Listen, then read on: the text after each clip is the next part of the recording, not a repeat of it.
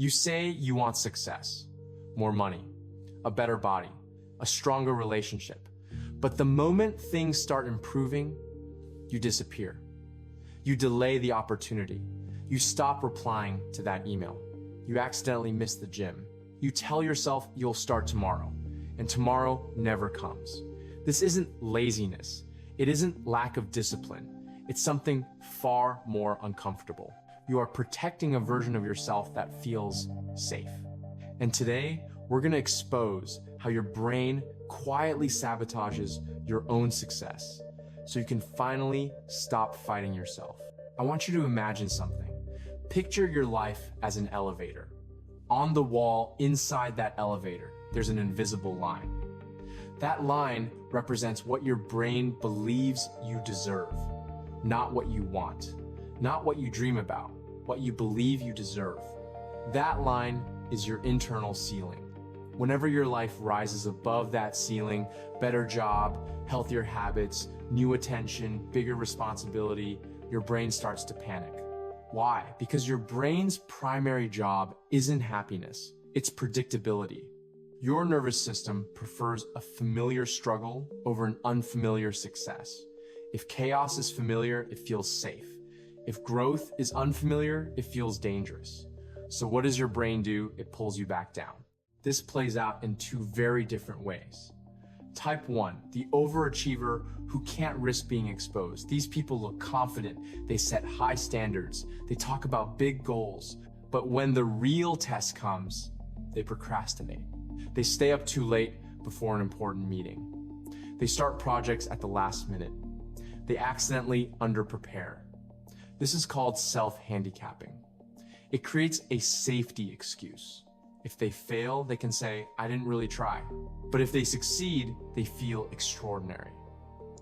The sabotage protects their identity because deep down they're afraid that trying fully and still failing would destroy the illusion of competence. Type 2, the underdog who can't accept success. This is the imposter syndrome pattern.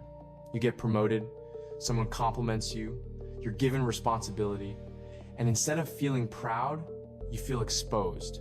Your brain says, this is a mistake, they'll find out soon. So you shrink. You downplay your skills. You over-apologize. You hesitate to speak.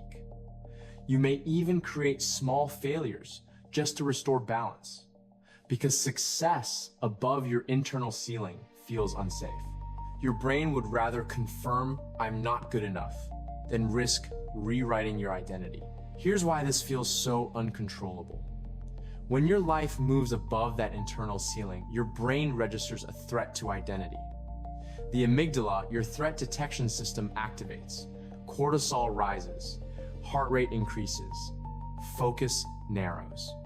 Your rational thinking brain, the prefrontal cortex, gets partially shut down.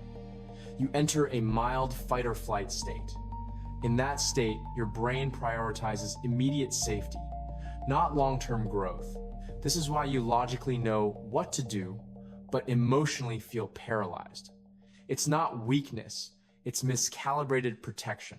If you want to stop sabotaging yourself, you don't need more motivation.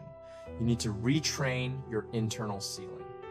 Here are 3 practical tools. Step 1, catch the drop. The moment you feel the urge to avoid something important, pause. Ask, what part of me feels unsafe right now? Name it specifically. I'm afraid they'll think I'm incompetent. I'm scared I won't live up to expectations.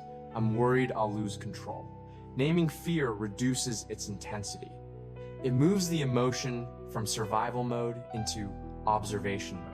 Step 2, lower the stakes. Your brain panics when the jump feels too big, so shrink the action. Instead of finish the entire project, open the document. Instead of go to the gym for an hour, put on your shoes. Tiny actions bypass the threat response. You don't need courage, you need friction reduction. Step 3, collect contradictory evidence. This is the most important step. Your internal ceiling was built from past experiences, maybe criticism, maybe failure, maybe chaos. So you must collect new data. After completing something small, write it down. I showed up, I handled feedback, I didn't collapse. Each small proof raises the ceiling a little higher, not through affirmation, through evidence. The final shift is this: stop treating mistakes as identity statements. Failure is data. That's it. When you treat mistakes as information, your brain stops perceiving them as threats. And when they're no longer threats, there's no need to sabotage. You are not broken. You are not lazy. You are not secretly incapable. You are protecting an outdated version of yourself. And every time you choose to act even slightly above that internal ceiling, you expand what feels safe. Growth isn't about becoming someone new. It's about teaching your nervous system that success won't destroy you. So the next time you feel the urge to pull back, pause, notice it, and take one small step forward anyway. I'll see you in the next one.